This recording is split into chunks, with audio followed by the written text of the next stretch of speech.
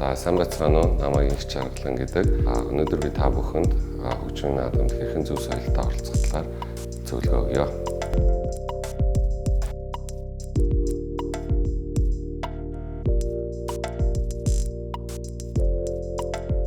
За хөгжмийн наадам нь бол бусад шоу арга хэмжээнүүдээс юугаар ялгардаг вэ гэхээр нийт хамрах цар хүрээгээр ялгардаг. Тэгээд лайн ап оролцож байгаа уран бүтээлчдийн тоо тухайн уран бүтээлчдийн гаргаж байгаа уран бүтээлийн чанараар ихэд бусад шоу арга хэмжээнүүдээс ялгаатай байдаг.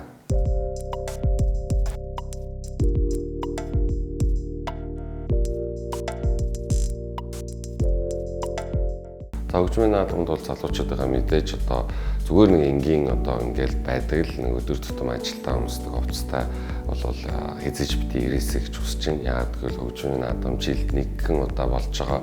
Нэг удаа болохдоо маш их хүмүүс энэ хөгжмийн наадамд цаг зав хүч хөдөлмөр бүх юм зарцуулсан байгаа. Тэгэхээр энэ өдөр хамгийн сонин, содон, гоё болж ирэх ёстой. За тийм мэдээж хөгжмийн наадам бол гадаа арга хэмжээ учраас бол магадгүй өдөртөө хит халуун, оройдоо хит хүүтэн байхыг бол үсэхгүй. Тэгэхээр нэг дулаан цамцтай, бэлтгэлээ аягүй хангасан ингээд ирвэл тухайн хөгжмийн наадамд бол оролцож байгаа хүмүүс бол илүү л кайфтай байна гэсэн. Дээрээс нь та маш гоё эргээд дурсамжтай болдог ийм даваа талтай юм аа.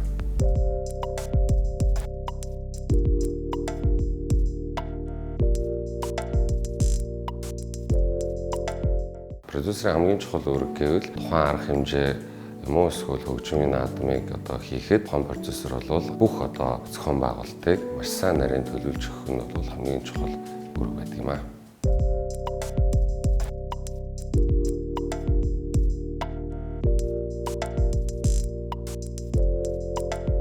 За фестивалийн төлөвлөгөөг бол хамгийн түрүүнд бол тухайн жилийнхаа фестивалийн хөгжмийн наадмынхаа ямар онцлогтой болох вэ гэдгээс бол мөнгө хэлж төлөвлөх ёстой. За дараа нь бол тухайн жилийнхаа уран бүтээлчдийг сонгох хэрэгтэй. Хичнээн өдөр болох уу? За тухайн өдрүүдэд ямар контент гаргах уу? Онцлог шин зүйл нь юу байх вэ? За артистуудыг хэрхэн яаж сонгох уу? Тухайн жил гадны уран бүтээлчд десхийн нэг үрж авцрах уу? За мөн судалгаагаа аягүй сайн урьдчилж хийх ёстой. За мөн дараагийн чухал зүйл гэвэл тухайн хөгжмийн наадмын дэд бүтц буюу хэрхэн энэ жил илүү шинэлэг гоё том тайз байх уу? Илүү гоё дууралттай байх уу? Эсвэл илүү үзэгчд зочдод ээлтэй наадам байлгах талаас нь дэд бүтцүүдийг хэрхэн шийдэж өгөх үү? Орц гарцыг хэрхэн төлөвлөх үү? За тэгээд мэдээж тодорхой хэмжээнд энэ бол маш том entertainment арга хэмжээ. Тэгэхээр гоё сюрпризүүд бас юу байх вэ гэдгийг сайн бодох ёстой.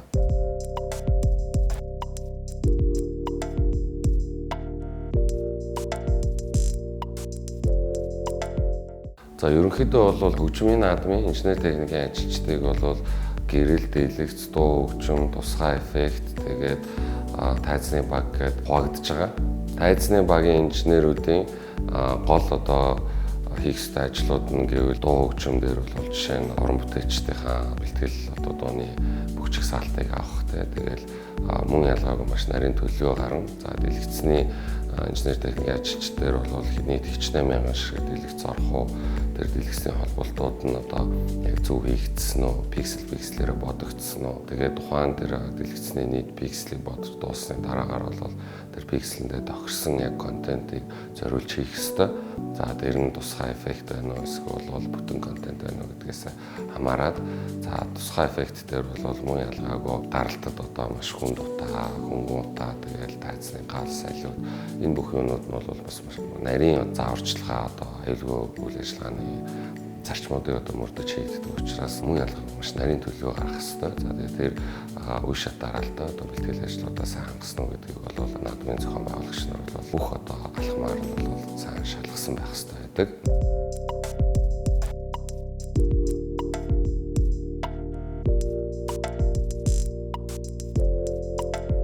XMF дээр бол энэ жилийн ерөнхий өнгө төрхийг бол мэдээж бид нар ямар тренд шинэ 19 онд хийгдсэн гадны томоохон фестивалууд дээр бол маш сайн судалгаа хийсэн байгаа. За тэгээд тухайн судалгаа хийсний үндсэн дээр бол бид нар энэ жил техникийн боломжийг бас нарийн сайн судалсан байх хэрэгтэй байгаа. Тэрний дараагаар бол нийт техникийн боломжинд тааруулаад энийг яаж өнгөрсөн жилүүдийнхээс ахиулж илүү гоё шинэлэг байдлаар илүү их одоо цар хүрээ томтай илүү сайжирсан гоё шинэлэг тайзыг хэрхэн их өгдөг дээр бол бүх нийт багийнхнаараа бол маш сайн судалгаа хийж ажилласан байгаа. За тэгээд энэ жил тайз маань ерөнхийдөө онцлог нь гэвэл энэ жил цэнгэлдэхэд бол нөлөөшн уртааш нь хийж байгаа. Энэ бүх техникүүдийг бол энгийн мэдээж ажиллуулах бол ямар ч боломж байхгүй. Хамгийн одоо салбартаа хамгийн өндөр одоо туршлагатай мэргэжлийн одоо энэ шиг техникийн баг хамт олныг бол энэ тухайн хөгжмийн наадам зориулж ажиллуулж байгаа. Тийм учраас XMF нь бол ерөнхийдөө гадны фестивалуудаас бол хамгийн ойролцоо төстэй фестивалийн хувьд бол ультра хөгжмийн наадамтай бол хамгийн төгсөж очдог. Ерөнхийдөө гадны одоо том фестивалууд бол хоёр хэсэгт бол багтж явдаг. Нэг нь бол илүү одоо тийм decoration маш их хийцлэг одоо маш их одоо хөөс ашиглан маш их одоо тийм одоо нөгөө Tomorrowland эдгээр бол мөн дайлангаа аюу тийм хобби шиг амар юм нөгөө эртний дээр үерүү юм эсвэл тухайн одоо нөгөө жилийнхэн төлөвлөгцөө одоо тийм буюу тийм Wonderland төсөөллийн ертөнц рүү хүмүүсийг одоо авчиж хийх очуулахын тулд аюу хийцлэг хийгддэг. Нэгдлийнх нь хөгжмийн наадмууд бол нөгөө талын хөгжмийн наадмууд бол аюу их тийм space teamтэй буюу аюу тийм high-tech тал руу хийгддэг. Тэр нь бол маш их техник ордог гэсэн. Хийц бол багтаа аюу их техникээр маш их каркас, дэлгэц, одоо тайз томтой ингээд. Тэгээ бид нар бол илүү high-tech тал руу тайзаа бол засдаг. Тэгэхээр ультра хөгжмийн наадамтай бол ойролцоо.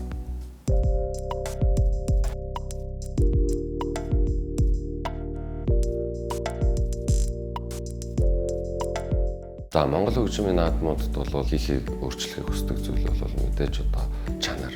Тэгээ чанартай болоосаа. За тэгээд мэдээж хөгжмийн наадам хийгдэж байгаа юм чинь ойр орчин ухаан бүс нутагт одоо хүлээн зөвшөөрөгдсөн тодорхой хэмжээний залуучуудыг одоо урайлсан, даалгалсан зөв одоо мессеж, энергийг одоо тухайн жил болгоно одоо үлдээдэг залуучуудад аягүй тийм дурсамж үлдээдэг ийм байгаасаа гэж бол хүсдэг. Монгол ихэнх хөгжмийн наадмууд бол мэдээж аягүй шинэ залуу байгаа. Бид нартай маш их суралцах юм бол байгаа. Жилээс жилд бол туршлагачаад явж байгаа. Гэхдээ бол бүхий л том одоо хөгжмийн наадам болъё гэсэн зорилготой одоо наадмуудад бол нэгдүгээр дэд үтцээ одоо маш сайн шийдсэн байх хэвээр, маш сайн төлөвлөгөөтэй явдаг байх хэвээр. Хөгжмийн наадам гэдэг бол шоу партинаас ялгарч байгаа цорын ганц зүйл нь гэвэл маш том объемаар хийгддэг. Аюул сайн төлөвлөгдөж хийгддэг. Буюу одоо хөгжмийн наадам болвол жил давнан төлөвлөгдөж хийгддэг. Шоу, парти одоо жижиг дунд арга хэмжээнд бол сарын өмнө төлөвлөл 14 хоногийн өмнө төлөвлөл хийгддэг. Тэгэхээр энэгээрээ маш их ялгаатай. Жил төлөвлөгдсөн одоо арга хэмжээ гэдэг бол маш одоо өндөр зохион байгуулалт шаарддаг. Тийм болохоор одоо бид нэр шоу парти арга хэмжээнүүд бол 1000-аас 1500, магадгүй 500-аас 2500 оны хооронд л асуудал яригддаг. Хөгжмийн наадам бол өөрөө 5-аас 10, 15, 20, 25, 30 мянган хүний тухайн асуудал яригддаг учраас тэр их хүмүүсүүдийн одоо орж гарах зохицуулах аюулгүй байдал тэгэл хөгжмийн наадам дээр ирээд хэрхэн цагаа одоо маш зөв солиотой болсон өнгөрөх гэдэг юм. Аюул олон зүйлийг төлөвлөх шаардлагатай байдаг учраас жил давнан одоо хийгддэг. Тэгэхээр Монгол хөгжмийн наадмуудад бол илүү нарийн сайн төлөвлөгөөтэй хийгддэг болох хэвээр. За тэгээд дэд бүтц аюул сайн жилээс жил сайжруулж хийж явах хэвээр дэд бүтц гэдэг дотор бол мэдээж одоо бүх гэрэл техник хөгжим, дэлгэц, тайз, каркас энэ бүх зүйлүүд бол багтж байгаа. Нөгөө талдаа бол наадмын дараа хамгийн гол хүчин зүйл бол контент буюу тухайн тэр наадам 1 өдөр болж байна, 3 өдөр болж байна. Тэр бол хамаагүй тэр болж байгаа өдрүүдэд бол аюу гой шинэ уран бүтээлчдийг нээж гаргах, тухайн наадам дээр уран бүтээлчд шинэ дуугаа одоо танилцуулдаг ч юм уу те.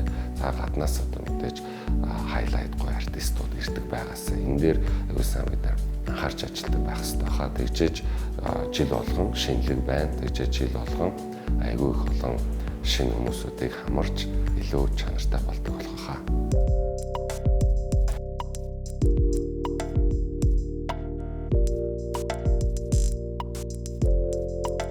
За хөгжмийн наадмуудын үеэр гардаг одоо хамгийн түгээмэл асуудлууд гэвэл ерөөсөө зохион байгуулалт. Одоо ихэнх одоо арга хэмжээнүүд зохион байгуулалт сайтай боллоо, зохион байгуулалт муу боллоо гэдэг аюух тийм одоо гомдлууд байдаг. Тэгээ зохион байгуулалт гэдэг дотроо бол одоо тэр хүмүүсүүдийнхаа ирж байгаа нойл нь байдаг юм уу? Эсвэл бол одоо бусад одоо хийх одоо цагаа өнгөрүүлэх орон зайг нөхөж чадсан юм уу, чадаагүй юм уу гэх асуудлууд бол аюух тулгардаг. Цагтаа эхэлж байгаа юм уу, эхлэхгүй байгаа юм уу? Тэгэл орой тэр хүмүүс хэрхэн ирэх үү, яаж үйлчлүүлэх үү, зөв соёлтой болсон оролцоход нь одоо бүхий л одоо мэдээлэлээр сайн хангаж чадсангүй гэл. Ер нь зохион байгуулалтын асуудлууд аюух тулгардаг. Тэгээд Монголд бол дайлангуй хөвчлэн болоод муу зохион байгуулалтаа боллоо, ямаа сайн төлөвлөсөнгөө, цагтаа эхэлсэнгөө, тэгээд баг зэрэг одоо энэ уран бүтээлчнэр ирэнч гэдэг юм уу, тэгээд тухайн өдрөө уран бүтээлчнэр нь одоо байхгүй байх жишээ ч гэдэг юм уу. Ингээд аюу бол нэг зохион байгуулалтын талдаанууд гардаг. Тэгэхээр аюу сайн төлөвлөх хэрэгтэй, аюу сайн төлөвлөөд, аюу сайн бэлтгээд орох юм бол хэдий ч нэ баг одоо алдаа гарна, хэдий ч нэ наадмын тухайн жилийн болол амжилт бол салшгүй уялдаа холбоотой бол байх.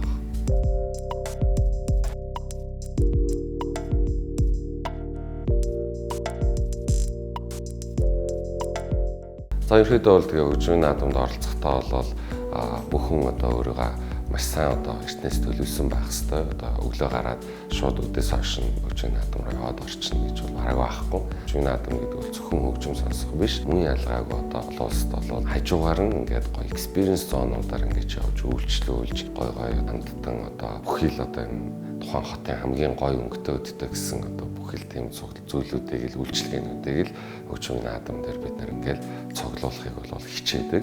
Бөөнөр бас ирүүл аюу гоё ганцаараа хоёлаа бол бас төдийлөн вайбтай бол байж чадахгүй. Тэдий чиний том амжилттай болно. Тэдий чиний энэ өрөө эргээд магадгүй аялал жуулчдаа ч гэсэн одоо маш нэмэртэй. Бидний дараагийн нэг том зорилго бол мөн ялгаагүй дэлхийн бүх том одуудыг бас Монгол улсад ирээд явдаг байгаасаа гэсэн ийм том мөрөөдлийг бас тэгээд явж байгаа. Тэгээд удахгүй ойрын 1-2 жилээс бид нар бас үе тэнгийн сонсож одоо хардаг, YouTube дээр хардаг, үздэг гой дэлхийн одуудыг бас Улаанбаатарт яагаад үзэж болохгүй гэж гэсэн одоо том мөрөөдөлтэй энэ наадмын маань арын багамд олон маань ажиллаж байгаа. Тэгээ энэ бол удахгүй биелээ олон гэдэгт итгэж байна. За хуур хөгжмийн наадмын ерөнхий продюсер Ангич Жаргалан байлаа. Өнөөдөр та бүхэндээ өөрийнхөө мэддэг, чаддаг тодорхой бас зүйлүүдээсээ хөгжмийн наадам хэрхэн бүтдэг, хөгжмийн наадамд оролцох нь хэрхэн одоо бас гоё байдаг. Энэ зүйлүүдээс бол та бүхэнд бас хуваалцлаа. Тэгээ та бүхэнд баярлалаа.